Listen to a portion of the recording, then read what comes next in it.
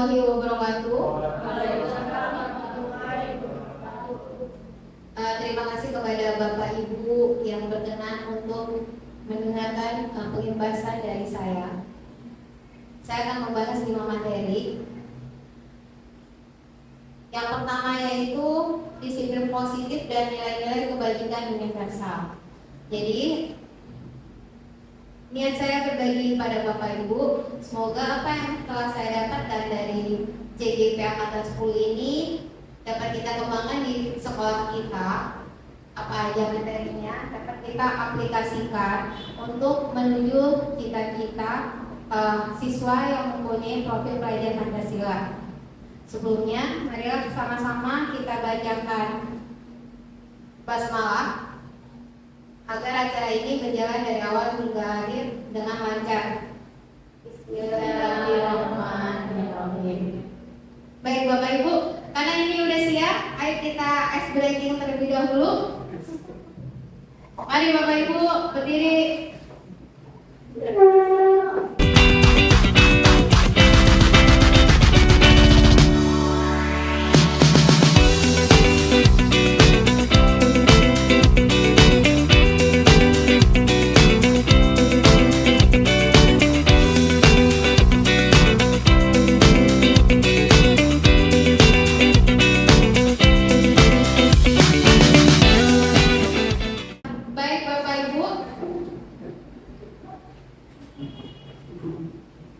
Di sini ada kegiatan. Boleh Bapak Ibu yang sendiri untuk duduk berdua. Sebelum kita membahas lebih lanjut materinya.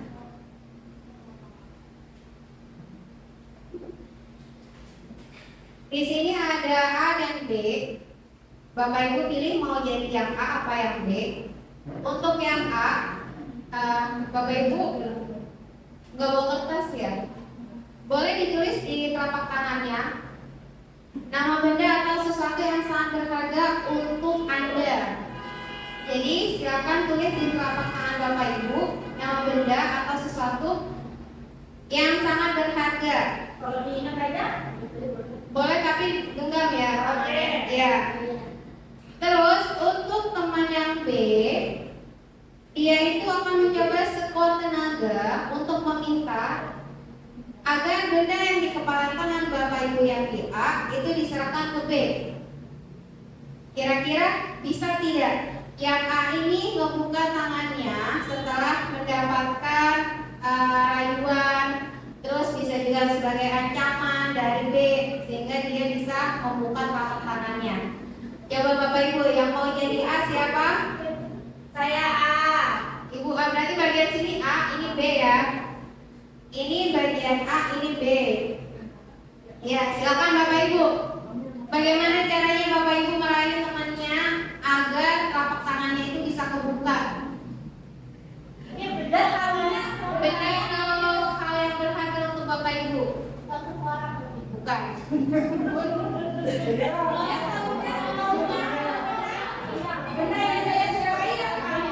Benda yang menurut Ibu berharga, misal handphone. Ya. Terus Bukadam dia dengan segala rayuannya agar dia juga bisa mengancam Ibu agar Ibu bisa membuka kepala tangannya seperti itu. Apakah bisa atau tidak? Coba kita praktekkan. Nggak usah begini. Intinya dari yang B ini dia mencoba menghasut. Bisa nggak yang A ini terhasut gitu loh? Berarti yang dua itu sukarela dia. Iya, sukarela berdasarkan masukan dari yang B. Bukan, nggak harus, tidak harus. Ayo silakan.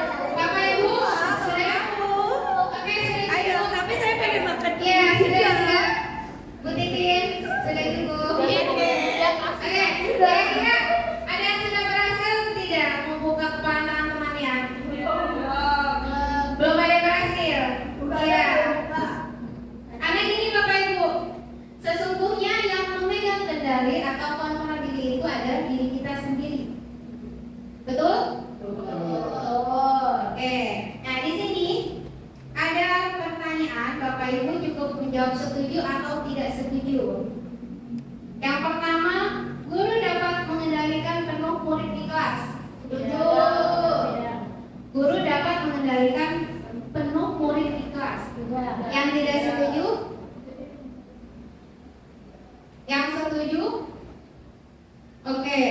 Kira-kira Bu Titin yang setuju sendiri nih. Artinya begini, seorang guru yang profesional itu adalah guru yang mampu menguasai keadaan kelas. Maka dia bisa dikatakan guru yang profesional. Bukan dalam artian guru itu mampu menguasai materi dan juga apalagi ya. Ya intinya yang setahu saya itu adalah guru profesional itu bukan dari guru yang sudah serti. Jadi tadi bisa menguasai dan mengendalikan siswa di kelas. Itu menurut saya, makanya saya setuju. Oke, begini. Di sini kan guru dapat mengendalikan penuh murid di kelas. Kalau saya jujur tidak setuju. Karena jumlah siswa 36 itu pikirannya kemana-mana. Untuk mengendalikan diri ya, karena di sini kan mengendalikan diri. Jadi ada yang memang mendengarkan seperti ini, tapi kan kita nggak tahu dia itu pikirannya di sini atau memang kemana-mana seperti itu. Kalau kita mengendalikan secara penuh itu tidak. Tapi kalau kita mengkondisikan kelas agar dia rapi itu pasti, gitu ya. Bedanya. Ya, berarti sama-sama tidak setuju ya. Oke, yang kedua, mengkritik dan membuat murid merasa bersalah dapat menguatkan karakter murid. Kira-kira Bapak Ibu setuju tidak? Mengkritik dan membuat murid merasa bersalah. Kira-kira karakter murid bakal tumbuh tidak? Tidak ya? Iya. Justru itu akan membuat murid menjadi dendam sama kita ya. Iya, udah dia benci sama kita, dia gak bakalan nurut apa yang akan kita kasih tahu seperti itu. Yang ketiga, peraturan harus dipatuhi. Apabila dilanggar, konsekuensinya adalah hukuman. Setuju apa tidak? Bagaimana? Iya, karena gini, setiap pelanggaran peraturan itu tidak harus dengan hukuman. Ya, betul kan? Betul. Berarti ini Bapak Ibu setuju tidak? Tidak. Sekarang yang keempat, orang dewasa memiliki hak untuk memaksa. Tidak, karena anak itu berhak untuk memilih apa yang menjadi minatnya. Yang kelima, hadiah itu penting untuk memotivasi murid. Setuju tidak? Di sini kan kata-katanya hadiah itu penting untuk memotivasi murid. Ya, kalau menurut saya tidak. Kenapa? Karena untuk memotivasi murid bukan hanya hadiah. Karena kalau dia pikirannya, gue bakal dapat ini nih, berarti kan karena itunya bukan kemauan dari dalam diri dia. Tapi kalau ada kemauan dari dalam diri dia tanpa hadiah pun, berarti kan dia sudah berkembang ya. Mungkin boleh sekali-kali, tapi itu tidak penting untuk memotivasi murid. Baik, di sini ada paradigma stimulus respon. Ilusi bahwa semua penguatan positif, efektif dan bermanfaat. Ilusi bahwa kritik dan membuat orang merasa bersalah dapat menguatkan karakter, itu salah ya. Ilusi bahwa guru dapat mengontrol murid, itu tidak ya, karena yang dapat mengontrol itu diri kita sendiri. Tapi teori kontrolnya, kita bisa berusaha memahami pandangan orang lain tentang dunia. Terus ada lagi stimulus responnya, perilaku buruk dilihat sebagai suatu kesalahan. Di sini teori kontrolnya, semua perilaku memiliki tujuan. Mau dia berbuat salah itu ada tujuannya. Terus selanjutnya, orang lain bisa mengontrol saya. Teori kontrolnya, hanya Anda yang bisa mengontrol diri Anda. Anda tertib, apa? Sesuai aturan, bisa tepat waktu. Terus seperti itu ya. Ini disiplin. Disiplin adalah bentuk kontrol diri, yaitu belajar untuk kontrol diri agar dapat mencapai suatu tujuan mulia. Tujuan mulia ini mengacu pada yang dianut seseorang, yang dikenal dengan nilai kebajikan universal.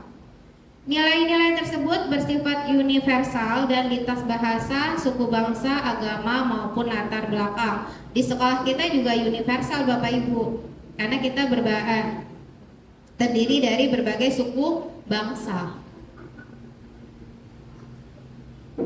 Terus di sini ada nilai-nilai kebajikan.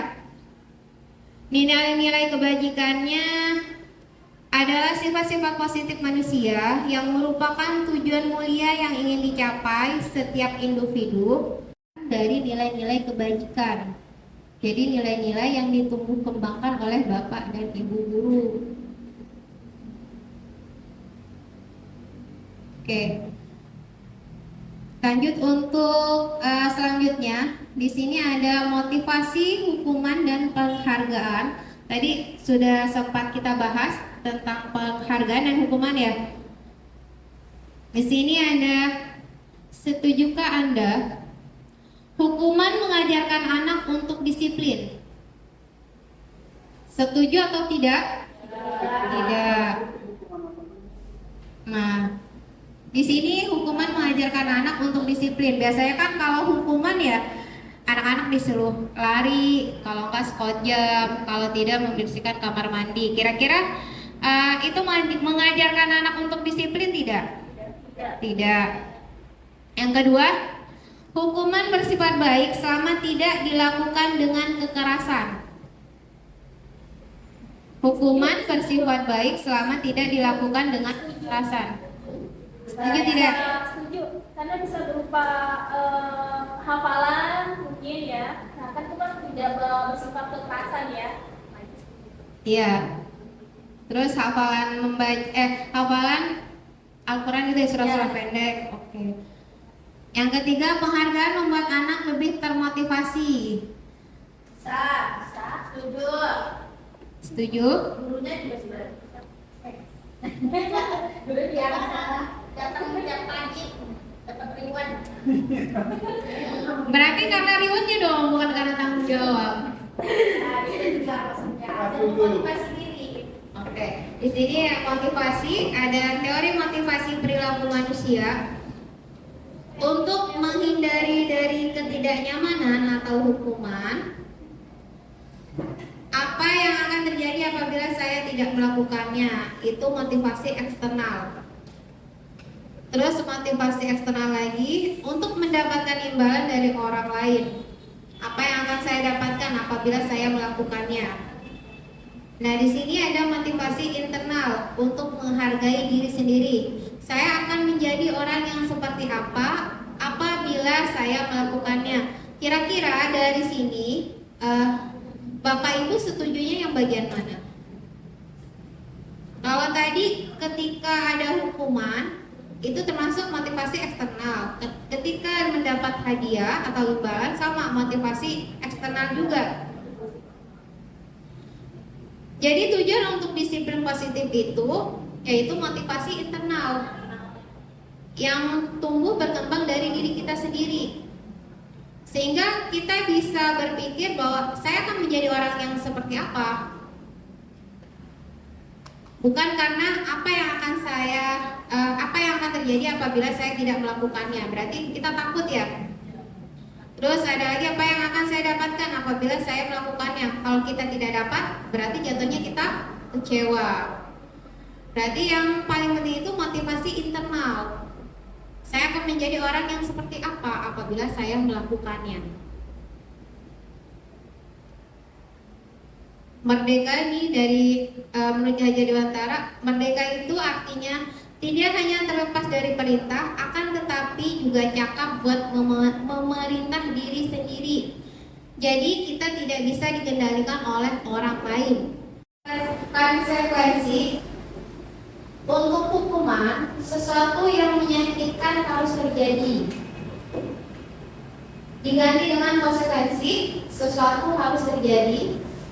Terus ada membuat anak sakit fisik maupun hati untuk jangka waktu yang lama. Itu akibat dari hukuman. Anak akan merasa sakit hati dan jangka waktunya juga lama. Iya, jatuhnya dendam. Kalau konsekuensi membuat anak merasa tidak nyaman dalam jangka waktu pendek.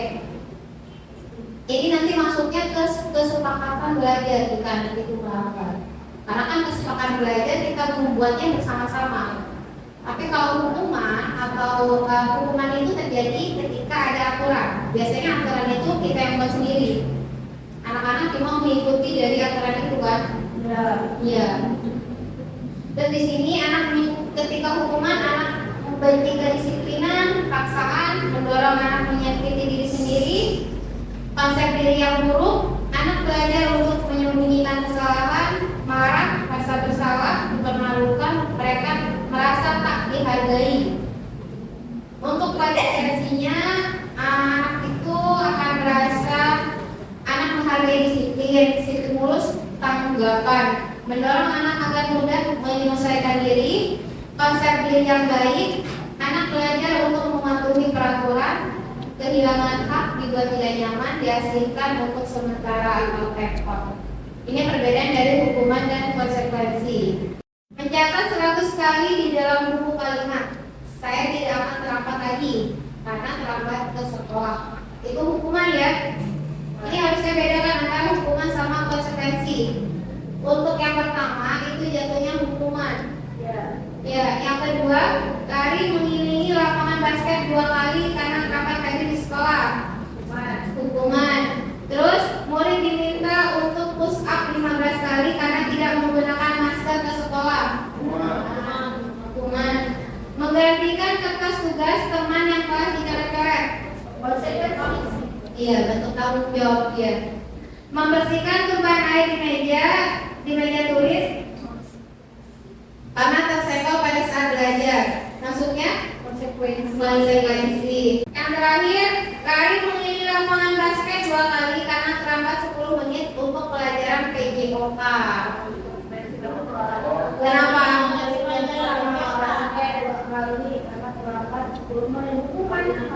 Hukuman apa konsekuensi? Hukuman.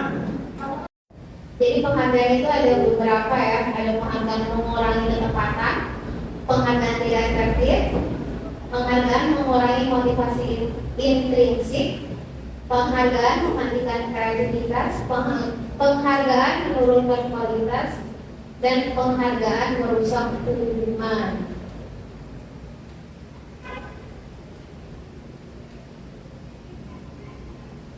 Oke, di sini ada intervensi 30 detik. Di sini ada kata-kata yang bisa Bapak Ibu sampaikan kepada siswa. Ketika siswa itu melakukan kesalahan, apakah kamu ingin berbuat lebih baik? Atau apakah saat ini kamu sedang menjadi orang yang sedang melakukan nikah? Apakah kamu bisa mengubah kegiatan perilaku kamu saat ini menjadi sikap yang lebih membantu? Apa yang kamu inginkan atau perasaan apa yang diinginkan? Ini maksudnya ke keyakinan kelas. Jadi anak-anak diajak untuk sama-sama membuat keyakinan kelas yang akan disepakati bersama. Motivasi yang mengubah berpikir yang mengubah pola pikir dari Bapak Ibu.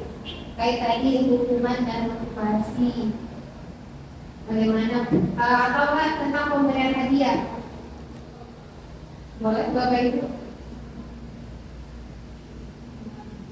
Kira-kira pemberian hadiah efektif tidak?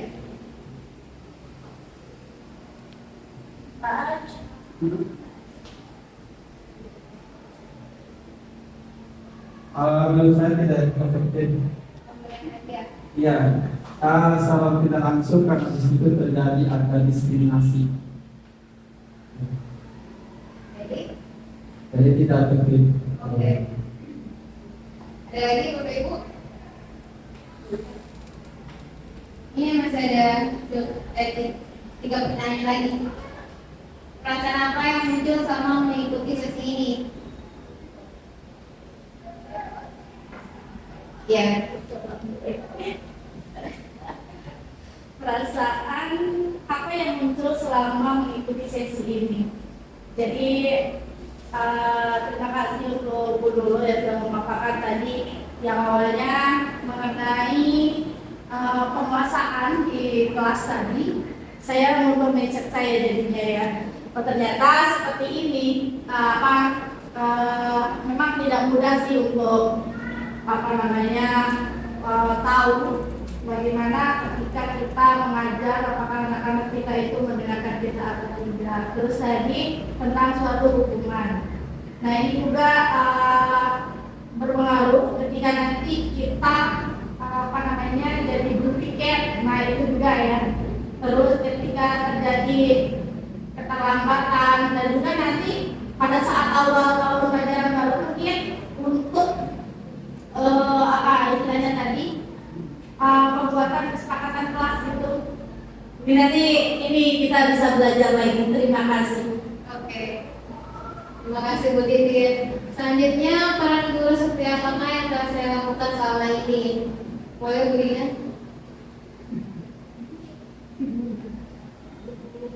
Peran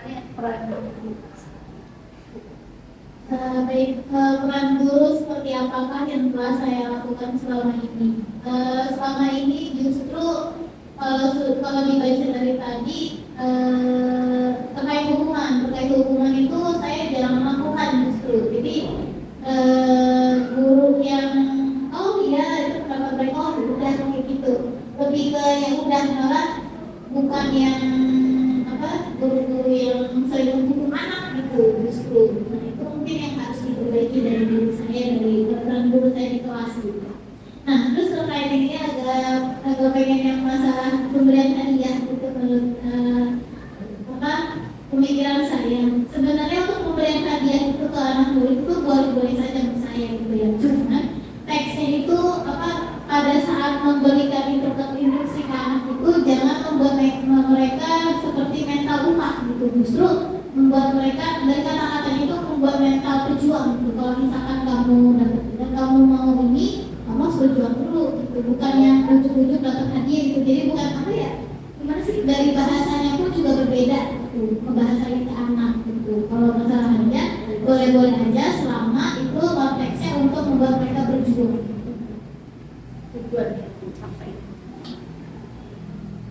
Baik, itu masalah tentang pemberian hadiah. Oke, sekarang yang keempat, saya akan menjadi guru seperti apa setelah mengikuti sesi ini. Saya akan menjadi guru seperti apa setelah pembelajaran ini? Ya. Kalau saya akan memberikan banyak peluang kepada siswa untuk melakukan pembelajaran yang menurut mereka lebih mengasihkan dan nyaman untuk mereka. Gitu. Jadi dengan situasi seperti itu, siswa akan merasa mendapatkan kenyamanan serta ketenangan, dia merasa enjoy di dalam belajar. Nah, untuk reward seperti hadiah, menurut saya itu sangat perlu sekali. Seperti yang dibicarakan Brina, tergantung bagaimana penyampaian kita terhadap siswa. Jadi jangan mendidik siswa dengan perkataan atau pernyataan yang siswa berpikir memiliki mental upah gitu. Jadi gimana cara kita memberdayakan atau melihat sikap dan situasi siswa agar mereka memiliki mental pejuang. Itu dari dua kata tersebut itu mereka akan dapat membedakan hasil akhirnya seperti apa. Betul ya? Baik, Bapak Ibu, kita lanjut. Di sini ada keyakinan kelas. Nah, ini ada pertanyaan romantik. Mengapa tidak peraturan saja? Mengapa harus keyakinan kelas? Bapak Ibu mungkin ada yang mau menyampaikan. Kenapa harus keyakinan? Kenapa tidak peraturan? Kenapa begitu? Mungkin kalau peraturan saja terkesan itu hanya dari gurunya saja gitu. Kalau keyakinan kelas sudah itu semuanya satu kelas satu. Iya. Jadi mereka nanti kesannya akan takut pada itu. Iya, benar. Jadi kalau peraturan kesannya kita yang membuat, anak-anak hanya menjalankan. Tapi kalau keyakinan kita buat bersama. Seperti itu. Oke. Jadi untuk mendukung motivasi intrinsik, kembali ke nilai-nilai atau keyakinan lebih menggerakkan dibandingkan mengikuti serangkaian peraturan-peraturan. Jadi anak itu akan lebih menaati apa yang telah dia buat bersama. Dia maunya apa, kita buat bersama-sama, dijadikan keyakinan kelas daripada peraturan yang sudah jadi dia harus diikuti sama anak tersebut. Gitu ya. Di sini mengapa kita memiliki peraturan dari tepat waktu ke sekolah? Untuk disiplin waktu ya. Iya, mengapa kita memiliki peraturan wajib menjaga kebersihan lingkungan sekolah? Agar sekolah kita itu terasa nyaman, ya, dan proses pembelajaran pun akan lebih menyenangkan dan juga lebih nyaman kan kalau lingkungannya bersih. Ya, mengapa kita memiliki peraturan memakai helm ketika mengendarai motor? Untuk keselamatan. Ini ada pertanyaan nih. Menurut Bapak atau Ibu, apakah keyakinan kelas dan peraturan kelas adalah hal yang sama? Tidak. Tidak. Oke. Lagi. Keyakinan kelas melibatkan guru dan murid? Ya. Ya. Dasar keyakinan kelas adalah nilai-nilai kebajikan atau nilai-nilai universal. Benar nggak?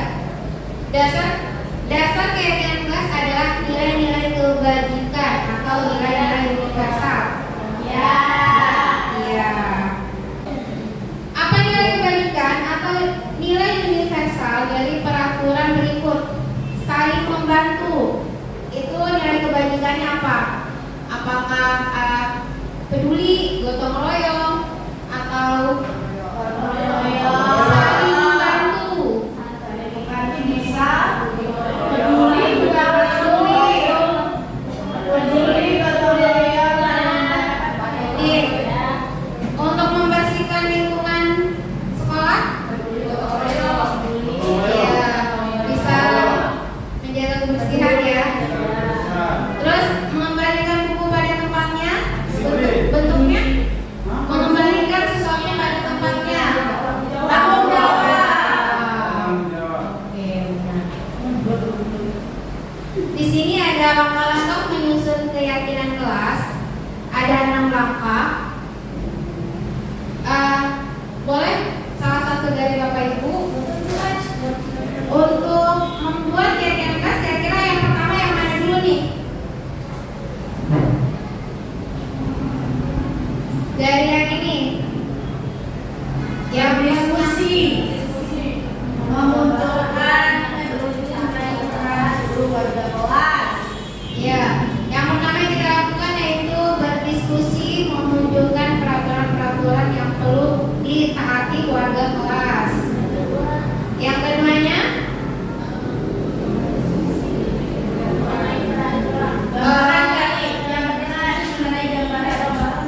peran itu belakangan. Nih, untuk yang kedua itu kita mengubah peraturan-peraturan menjadi kalimat yang lebih positif. Jadi apa yang sudah disampaikan oleh warga sekolah, kita buat kalimat itu menjadi kalimat positif. Terus selanjutnya, menyalurkan peraturan-peraturan menjadi nilai-nilai kebajikan atau keyakinan kelas. Jadi dari semua peraturan-peraturan itu yang sudah dibuat oleh warga sekolah, kita salin nih. Jadi nggak semua peraturan atau yang mereka berikan pendapat kita terus semua di keyakinan kelas kan. Misalnya anak menulis boleh main HP ketika di kelas sambil makan. Ya, jadi kita perlu menyaring itu ya. Ya, apa aja nilai kebajikan yang memang bisa kita masukkan ke dalam keyakinan kelas. Yang keempat, kita berdiskusi mengenai gambaran perilaku yang mencerminkan keyakinan kelas. Terus yang kelima, baru kita berdiskusi mengenai peran seluruh warga sekolah atau warga kelas. Selanjutnya kita melakukan refleksi ya, meninjau ulang keyakinan kelas dari waktu ke waktu. Ini langkah-langkah menyusun keyakinan kelas. Insya Allah kalau pelajaran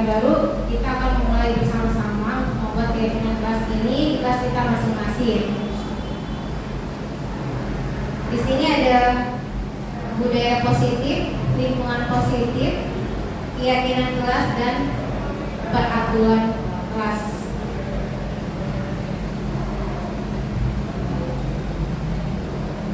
Yang mana yang merupakan keyakinan kelas dan mengapa? Coba nih, di sini ada dua ya Bapak Ibu ya. Sampingnya itu TK Dharma Wanita Persatuan 1, kesepakatan kelas. Datang tepat waktu, mengucapkan salam, menjaga kebersihan sekolah, berdoa, dan sebelum dan sesudah kegiatan, aktif dalam pembelajaran dan tertib.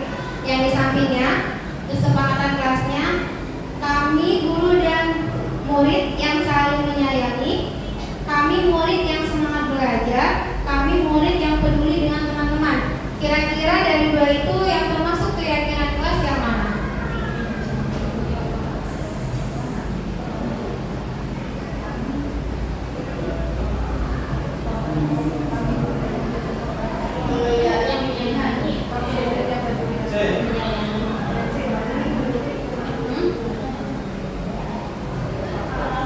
Meyakinkan. Merupakan keyakinan kelas mengapa? Yang B. Enggak, di situ ada dua tuh. Yang ini yang pertama, ini yang kedua. Yang keyakinannya. Iya, yang termasuk keyakinan kelas.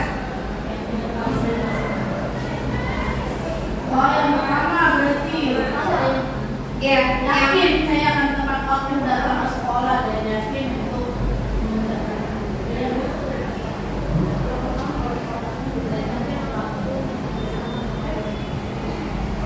yang termasuk keyakinan kelas yaitu datang tepat waktu, mengucapkan salam, menjaga kebersihan sekolah. Yang pertama ya. ya.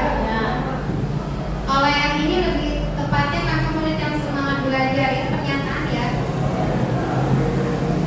bukan kesepakatan ya. Kegiatan pendalaman keyakinan kelas, tabel T dan Y. Di sini ada tabel T dan Y.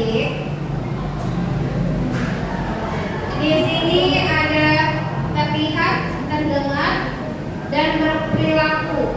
Yang pertama itu pasti yang akan kita lakukan ketika ada yang terlihat, terdengar, sama berperilaku. Yang kita lihat apa? Ketika kita menyeberang. Ketika kita menyeberang, kita melihat dulu kan ya? Ya. Baru terdengar dan berperilaku. Di sini ada hormat. Kami meyakini bahwa sangat penting untuk menghormati semua orang dari barang milik orang lain. Bekerja, kami meyakini bahwa sangat penting untuk mengerjakan segala pekerjaan atau mengikuti kegiatan yang telah ditugaskan, diterima, dan dimiliki. Kami meyakini bahwa sangat penting untuk merasa diterima pada suatu kelompok dan saling peduli satu dengan yang lainnya.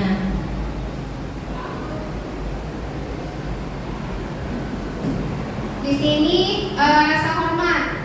Contohnya untuk yang terlihat yaitu berempati terhadap perasaan orang lain, memegang barang milik orang lain hanya dengan izinnya, mendengarkan dengan seksama, terus senantiasa berbuat baik atau berbagi. Untuk terdengarnya, satu orang berbicara, yuk saya bantu, kita bisa menyelesaikan ini bersama, terima, tolong ya, permisi, boleh saya pinjam, nanti akan segera saya kembalikan. Ini terdengar menunjukkan rasa hormat. Terus untuk perilakunya, tersenyum ramah, memberikan salam hormat, ketika berjabat tangan, terus memberikan ruang bekerja, postur tubuh yang tenang.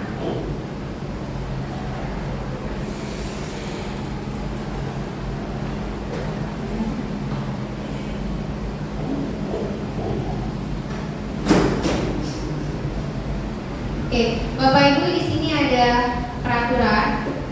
Selalu mengembalikan buku pada tempatnya. Ini termasuk apa? Tadi? Tanggung jawab. Terus dilarang mengganggu orang lain. Termasuk apa? Bisa menghormati ya, menghormati orang lain. Terus hadir di sekolah 15 menit sebelum pembelajaran dimulai. Disiplin. Masuk komitmen juga. Terus dilarang melakukan kekerasan, keselamatan, menghormati orang lain. Dilarang menggunakan narkoba. Dilarang menggunakan narkoba, lebih ke kesehatan bukan? Oke. Terus bergantian atau menunggu giliran. Ya, menghormati orang lain, bersabar ya. Gunakan masker, kesehatan dan keselamatan juga. Terus jangan berlari di kelas atau koridor, keselamatan dan keamanan. Lanjut, kebutuhan dasar dan 5 posisi kontrol guru.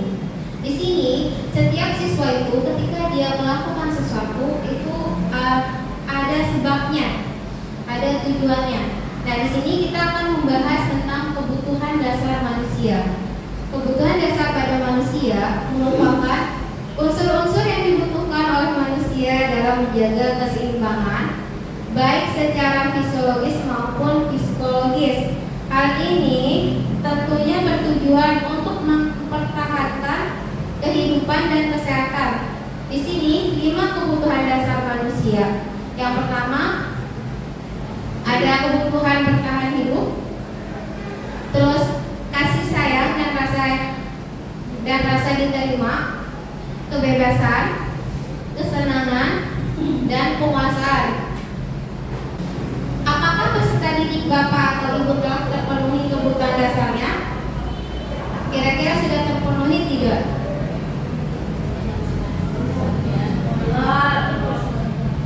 Belum semuanya terpenuhi ya? Oke. Di sini ada studi kasus. Dinda seorang anak kelas 3 SD. Begitu tiba di rumah sepulang sekolah, Dinda menangis dan mengadu kepada ibunya bahwa dia benci kepada Ibu Rani, gurunya. Menurut Anda, mengapa Dinda benci terhadap Ibu Rani? Kebutuhan apa yang berusaha dipenuhi oleh Dinda? Kasih sayang, peduli, kasih sayang, terus kebebasan ya. Mungkin si Dinda mau melakukan hal sesuatu terus Bu Rani jangan Dinda gitu. Terus kebutuhannya apa lagi? Kesenangan ada. Misalnya dilihat iklan. Yang tadi yang kebutuhan dasar. Yang belum terpenuhi itu kasih sayang, bertahan hidup, kesenangan, penguasaan dan kebebasan. Lanjut, kasus kedua. Tahun ini Dimas menjadi murid kelas 1 SMP. Ia senang sekali ketika di sekolahnya ia mulai belajar bahasa Inggris.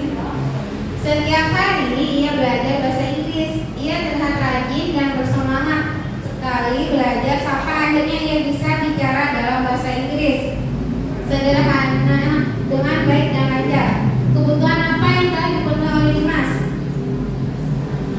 Kesenangan. Terus kasih sayang. Apa lagi? Kesehatan. Penguasaan. Ya, penguasaan karena dia bisa bahasa Inggris. Tadi kasus yang ketiga, Ihsan siswa kelas 10 SMA karakter mulia adalah anak pendiam dan pemalu. Ia lebih banyak membaca di perpustakaan atau berdiam di kelas setiap jam istirahat.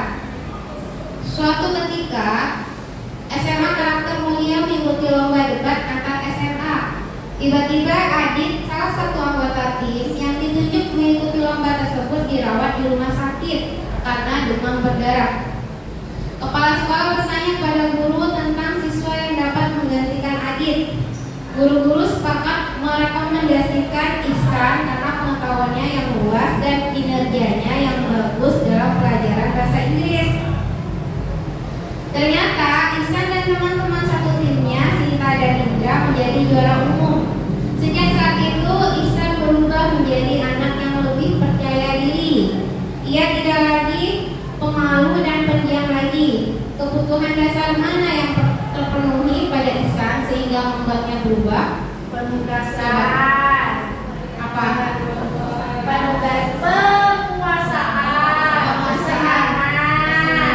Kasih sayang.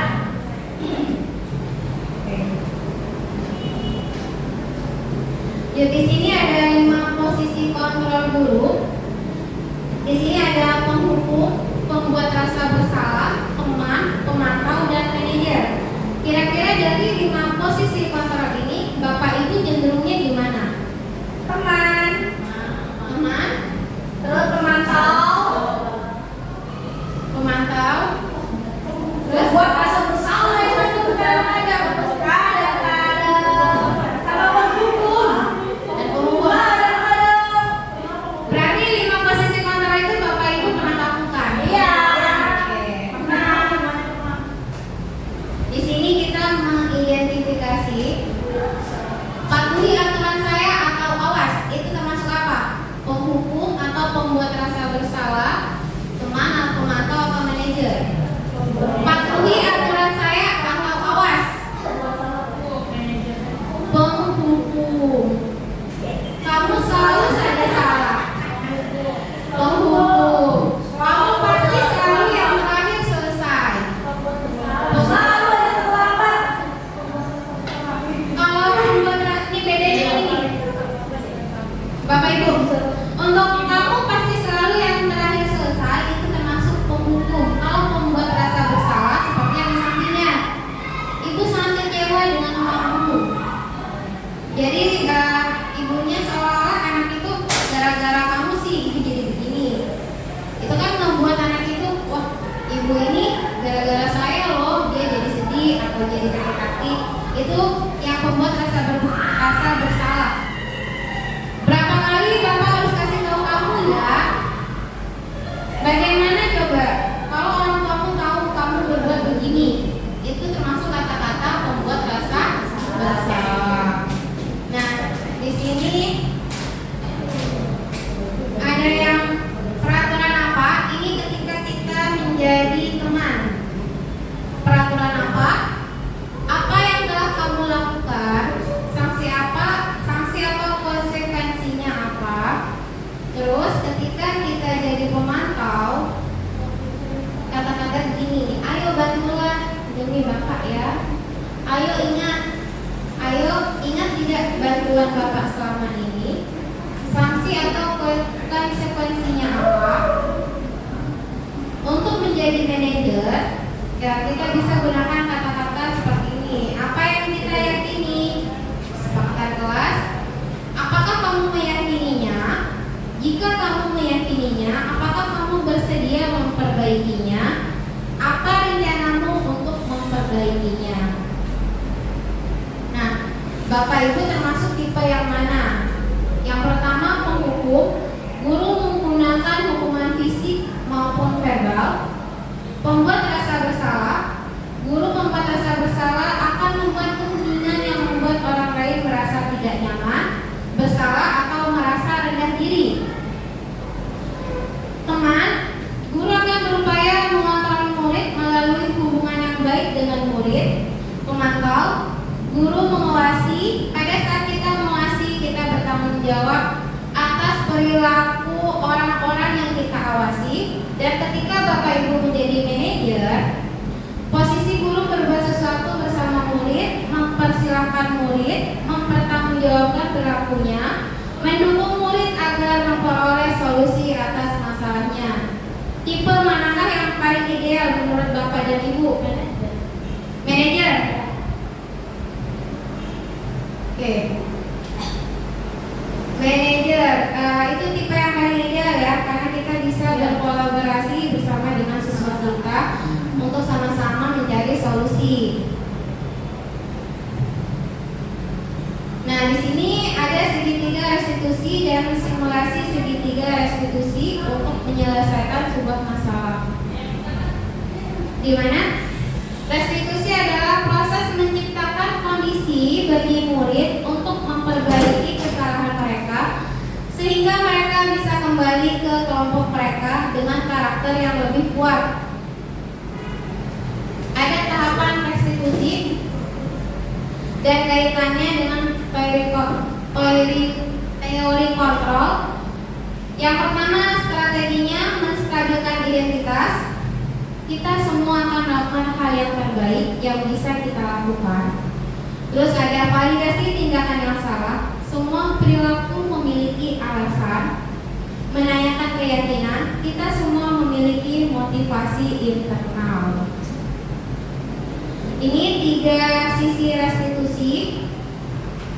Ada validasi tindakan yang salah. Terus yang pertama menstabilkan identitas. Terus validasi tindakan yang salah dan menanyakan keyakinan. Sisi 1, menstabilkan identitas. Kalau kita ingin ia menjadi reflektif, maka kita harus meyakinkan si anak dengan cara mengatakan kalimat-kalimat ini. Berbuat salah itu tidak apa-apa. Tidak ada manusia yang sempurna. Saya juga pernah melakukan kesalahan seperti itu. Kita bisa menyelesaikan ini. Bapak atau ibu tidak tertarik mencari siapa yang salah, tapi bapak atau ibu ingin mencari solusi dari permasalahan ini. Kamu berhak merasa begitu.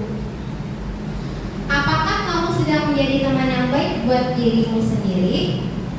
Yang kedua ada sisi validasi tindakan yang salah. Kalimat-kalimat bawah ini mungkin terdengar asing buat guru, namun bila dikatakan dengan nada tanpa menghakimi akan memvalidasi kebutuhan mereka. Mungkin Bapak boleh dibacakan, Pak, kata-katanya. Padahal kamu Padahal kamu bisa melakukan yang lebih buruk dari ini ya. Kamu pasti punya alasan mengapa melakukan hal itu. Kamu patut bangga pada dirimu sendiri karena kamu telah melindungi sesuatu yang penting buatmu. Kamu boleh mempertahankan sikap itu, tapi kamu harus menambahkan sikap yang baru. Iya, itu contoh validasi tindakan yang salah kata-katanya. Selanjutnya ada sisi 3, menanyakan keyakinan. Pertanyaan-pertanyaan di bawah ini menghubungkan keyakinan anak dengan keyakinan kelas atau keluarga. Apa yang kita percaya sebagai kelas atau keluarga? Apa nilai-nilai umum yang kita telah sepakati? Apa bayangan kita tentang kelas yang ideal? Kamu mau jadi orang seperti apa? Nah, Bapak Ibu, di sini ada kasus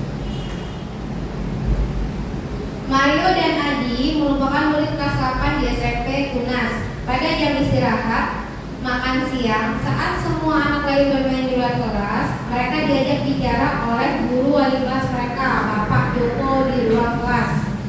Pak Joko, Mario, Adi, Bapak tadi dengar laporan dari guru piket di kantin. Sepertinya kalian dalam masalah ya? Ada yang bisa Bapak bantu? Apa yang terjadi? Mario dan Adi, ya Pak.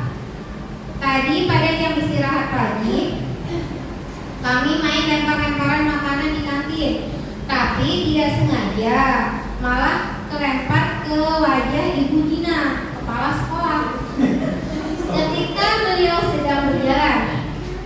Jadi Mario dan Adi tidak sengaja main lempar-lemparan terkena oleh Ibu Dina selaku kepala sekolah. Kemudian Pak Joko berkata, kalian main lempar-lemparan makanan di kantin kena wajah Ibu Dina ketika beliau sedang lewat. Mario dan Adi menjawab, iya Pak, dengan wajah sedih dan muka menunduk. Pak Joko, Adi, ada informasi yang kamu mau tambahkan? Kami tidak bermaksud melakukannya, tapi Pak Joko tanya, tapi Adi menjawab, tapi kami tidak sengaja. Pak Joko, apakah kalian tahu kalau kalian berada dalam masalah sekarang? Mario dan Adi menjawab, Iya, Pak Joko. Baiklah, Bapak di sini bukan untuk mencari siapa yang salah. Bapak di sini untuk mencari penyelesaian sama-sama, berpikir sama-sama tentang apa yang bisa kita lakukan untuk memperbaiki situasi ini. Kalian pasti melakukan itu ada alasannya ya. Pasti seru ya main lempar-lemparan makanan begitu. Mario dan Adi, iya Pak. Pak Joko, iya Bapak, bisa lihat kalian merasa senang melakukannya. Tapi yang kalian lakukan merugikan orang lain, sehingga sekarang kalian dalam masalah. Mario dan Adi menjawab, iya Pak. Pak Joko, sekarang mari kita bicara tentang keyakinan kelas dan keyakinan sekolah kita. Apa yang kita percaya, yang mana yang kalian belum tunjukkan? Mario, kita harus bersikap baik satu sama lain. Adi, menghormati orang lain dan menghormati dirimu sendiri. Pak Joko, kalian berdua ingat dengan baik keyakinan kelas kita. Kita kembali pada ketika kalian main lempar-lemparan makanan dan mengenai Ibu Dina. Apakah ketika kalian melakukan itu kalian menghormati orang lain dan lingkungan? Mario dan Adi menjawab tidak. Tapi kalian mendapatkan rasa senang. Menurut Bapak ada cara untuk mendapatkan rasa senang tanpa merugikan orang lain. Bagaimana menurut kalian? Iya Pak. Pak Joko. Nah sekarang mari kita selalu mengindahkan keyakinan kelas kita. Besok kita ke kantin dan kalian bisa berperilaku lebih baik lagi. Setelah 3 tahap itu dilakukan, guru dapat menanyakan pada anak-anak apa yang ingin mereka lakukan untuk memperbaiki situasi saat itu. Disinilah restitusi dapat dilakukan. Tadi contoh kasus penanganannya melalui segitiga restitusi. Jadi menstabilkan identitas, validasi tindakan yang salah, dan menanyakan keyakinan kelas. Nah, di sini dari 5 posisi kontrol, posisi mana yang dipraktekkan oleh guru? Boleh Bapak Ibu menjelaskan dari Pak Joko tadi? Kira-kira Pak Joko itu berperan sebagai apa? Teman, penghukum, pembuat rasa masalah, manajer, atau tadi iya pemberi rasa bersalah, penghukum, teman, manajer atau pemantau. Kira-kira Pak Joko jadi apa? Lebih ke manajer bukan? Lebih ke manajer ya? Bisa jadi manajer. Iya, boleh Bapak ini menjelaskan.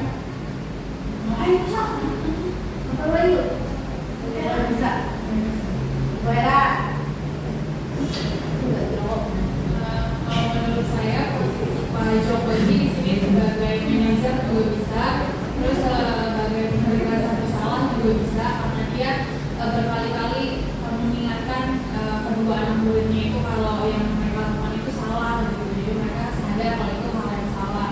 Terus kalau sebagai manajer ini mereka membantu kedua anak muridnya untuk menyelesaikan masalah, mendidik keduanya sehingga tidak melakukan hal itu lagi. Oke. Iya. Jadi Pak Joko itu berperan sebagai manajer dan juga teman ya. Untuk pertanyaan yang kedua, kebutuhan apa yang berusaha dipenuhi oleh Mario dan Adi? Boleh Bu? Iya, yang tadi.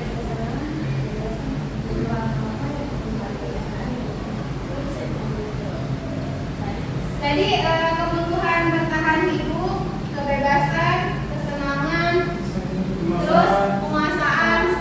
Ya, kira-kira kebutuhan apa yang dirasakan oleh Mario dan Adi? Kesenangan bisa, terus Untuk Mario dan Adi ini di sini tadi dia lebih ke kesenangan ya.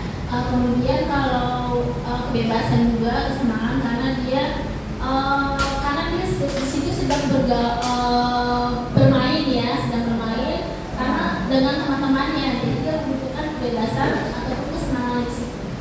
Ya. Kemudian di sini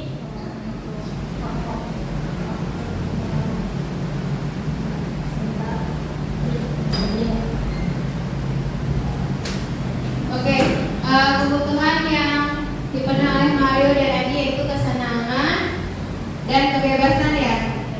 Terus yang ketiga, apa yang dikatakan guru dalam tahap menstabilkan identitas, validasi tindakan dan mencari keyakinan. Di sini untuk menstabilkan identitas.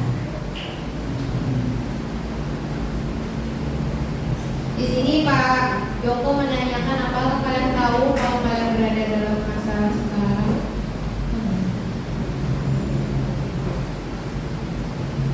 Untuk menstabilkan identitas, di sini ada Pak Joko yang bertanya pada Mario dan Adi.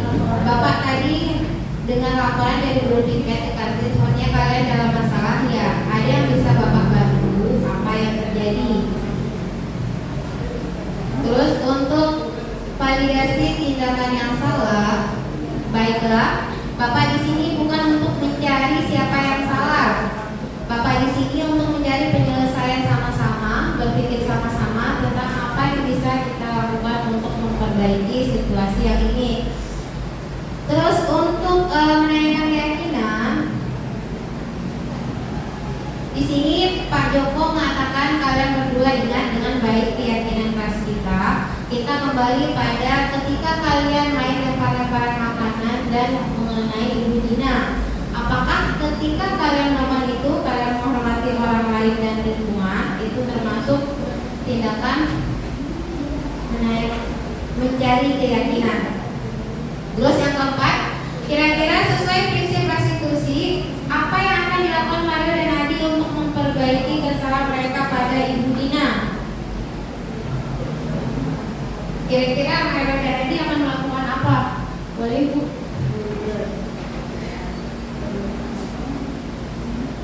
Itu yang keempat.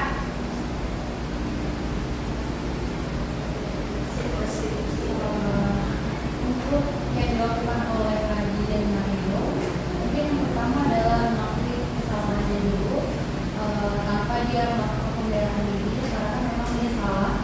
Lalu kedua mungkin bisa meminta maaf secara langsung ke Ibu Dina sama kepala sekolah.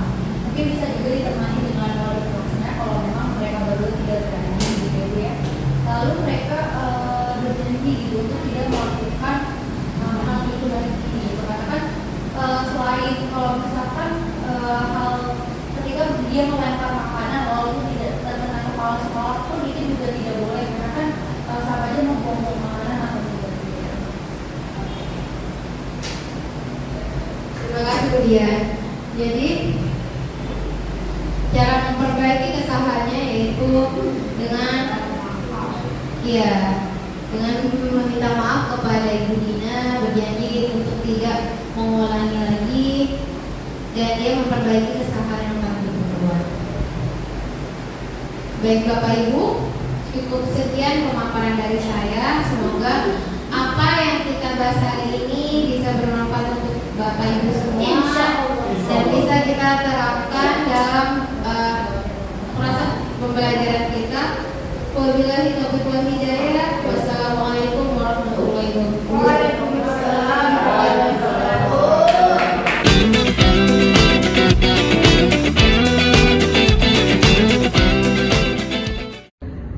Tasya kenapa? Kok seperti kurang bersemangat? Iya Bu. Tadi kenapa kamu tidur di kelas? Padahal biasanya Tasya itu paling bersemangat loh dalam pelajaran fisika. Maaf Bu, saya nggak bisa nahan rasa ngantuk tadi. Semalam saya bantuin orang tua saya berdagang. Wah, pasti orang tua kamu bangga memiliki anak seperti kamu. Kita memang sebagai anak mempunyai kewajiban untuk membantu orang tua. Ibu juga dulu melakukannya. Kamu pertahankan sikap itu ya. Iya Bu, saya merasa kasihan kepada orang tua saya. Tasya boleh merasa kasihan kepada orang tua, karena itu kan kewajiban kita juga sebagai anak. Tapi Tasya juga harus bisa membagi waktu antara membantu orang tua dan juga sekolah. Sekolah kan penting bagi masa depan kamu. Memangnya Tasya ngebantu orang tua dari jam berapa kok sampai larut malam? Kemarin orang tua saya mulai berjualan dari jam 4 sore Bu. Terus habisnya jam 2 pagi. Habis itu beres-beres sampai jam 3. Kalau saya tidur lagi, takutnya bangunnya kesiangan. Baiklah, Ibu tidak akan menyalahkan kamu. Ibu paham terhadap rutinitas kamu. Tapi sebaiknya kamu harus bisa membagi waktu. Iya Bu, mohon maaf ya Bu. Nah, mari kita bicara tentang kesepakatan kelas kita. Apa-apa tindakan tadi yang Tasya lakukan sesuai dengan kesepakatan kelas? Nilai apa yang belum Tasya tunjukkan? Tidak sesuai Bu. Nilai yang belum saya tunjukkan bertanggung jawab dan manajemen waktu. Apakah Tasya bersedia memperbaikinya sekarang? Iya Bu, saya bersedia memperbaikinya mulai sekarang. Alhamdulillah, Ibu senang mendengarnya. Marilah kita bersama-sama mengindahkan kesepakatan kelas yang telah kita buat bersama. Sekarang, tindakan apa yang akan Tasya lakukan untuk memperbaiki kesalahan ini? Saya berjanji tidak akan mengulanginya lagi. Saya akan membagi waktu antara membantu orang tua dan sekolah. Saya akan meminta izin kepada orang tua untuk beristirahat di jam 11.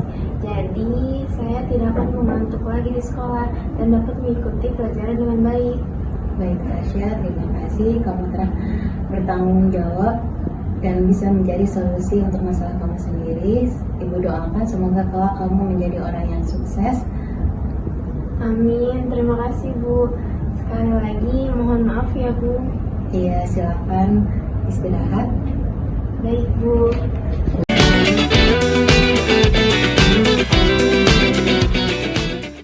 Assalamualaikum warahmatullahi wabarakatuh.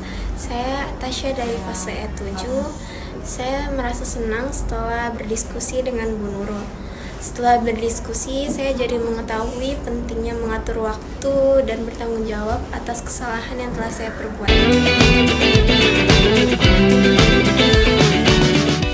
Assalamualaikum warahmatullahi wabarakatuh. Waalaikumsalam warahmatullahi wabarakatuh. Selamat siang semua. Siang Bu. Bagaimana kabarnya? Baik. Alhamdulillah baik. Kemarin habis libur ya? Ya. Sebelum kita mulai pelajaran, coba ketua kelas bikin baca doa. Siap. Berdoa mulai.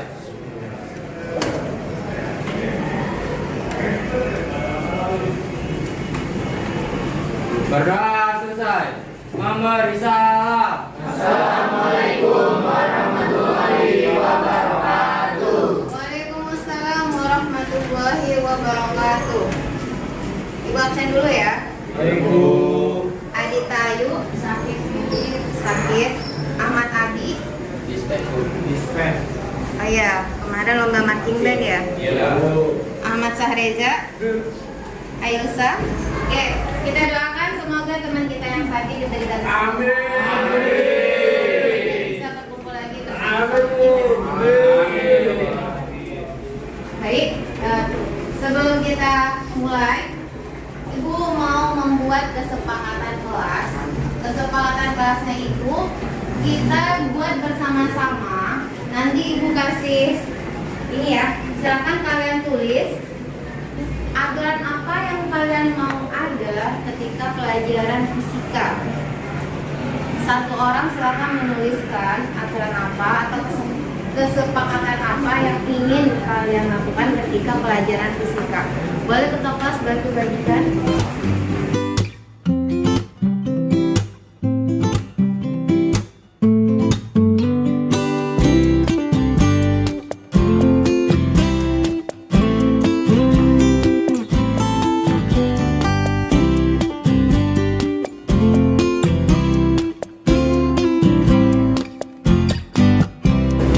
Iya, langsung ditulis aja, nggak usah ditulis namanya.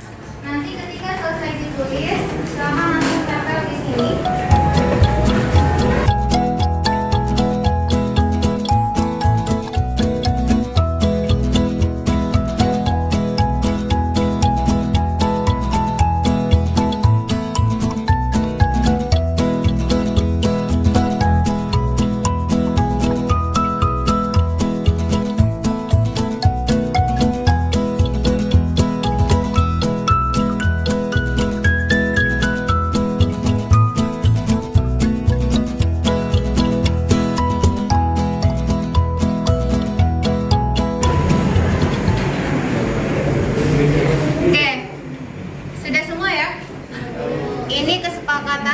kalian tulis, coba kita diskusikan bersama-sama ya.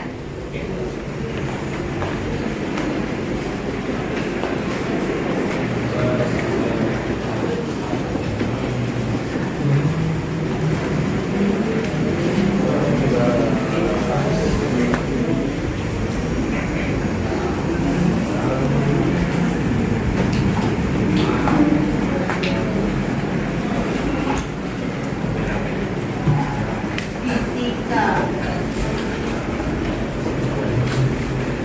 Kita lihat yang pertama,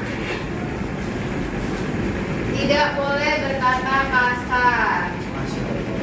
Terus tidak boleh berisik, bercanda ketika jam berlangsung. Yang pertama, tidak boleh berkata kasar.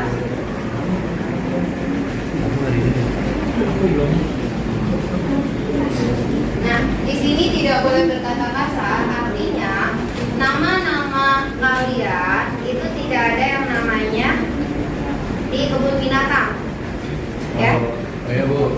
Semuanya pintar ya. Ya.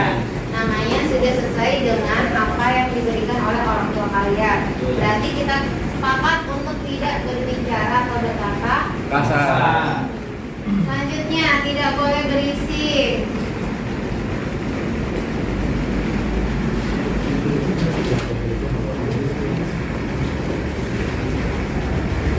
Saat jam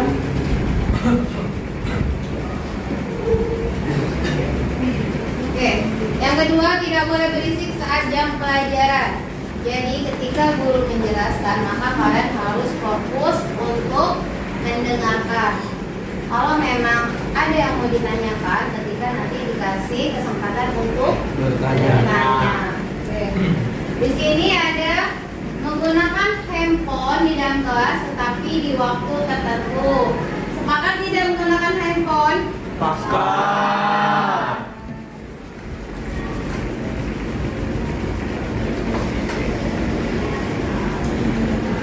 Boleh menggunakan handphone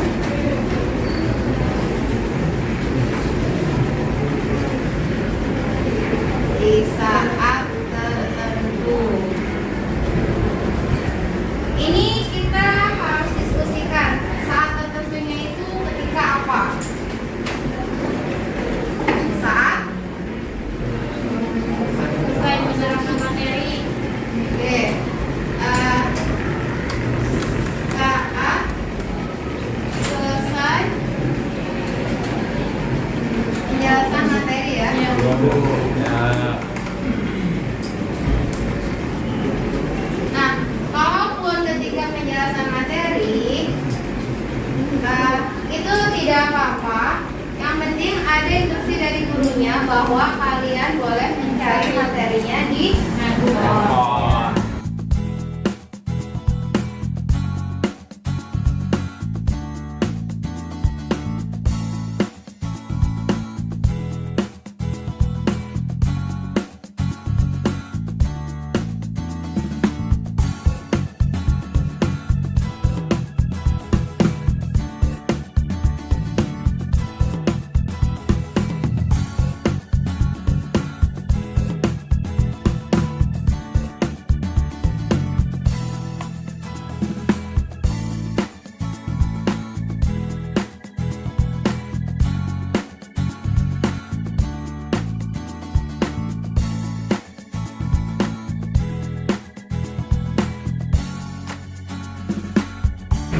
Ini kesepakatan kita bersama yang sudah kalian tuliskan. Kita sepakat untuk mematuhi aturan ini ketika dalam mata pelajaran fisika. Nah, sewaktu-waktu kesepakatan ini bisa diubah, bisa ditambahkan dan bisa dikurangkan. Tergantung nanti bagaimana akan berjalan ya. Jadi yang ini bisa diubah sewaktu-waktu, bisa kita tambahkan dan bisa kita kurangkan.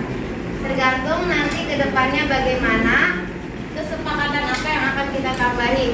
Ini sepakat semua? Sepakat. Oke. Ini akan untuk kesepakatan kelas F13 pada mata pelajaran Fisika. Oke. Sekarang yang ini boleh nanti diketik, minta tolong sekretaris. Hasilnya nanti diketik, terus kita tempelkan di sini. Jadi teman-temannya akan ingat kesepakatan apa yang telah kita buat. Paham? Ya.